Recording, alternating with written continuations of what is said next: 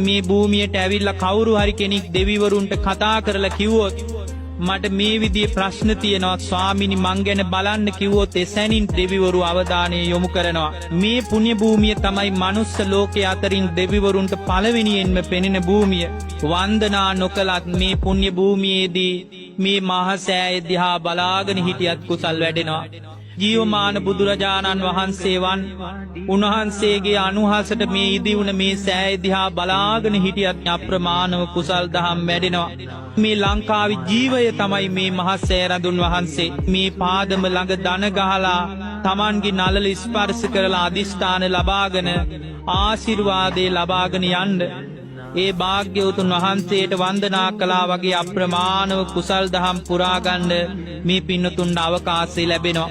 පින්නතුනි අතීත කතාවල තියෙනවා පුරාවෘතවල තියෙනවා මේ සෑයටම උඩින් තමයි සිළුමිණි සෑය දිව්‍ය තලයේදී වෙලා තියෙන්නේ. ඒ සිළුමිණි සෑයට උඩින් බ්‍රහ්ම තලයේදී උණු සළුමිණි සෑය තියෙනවා.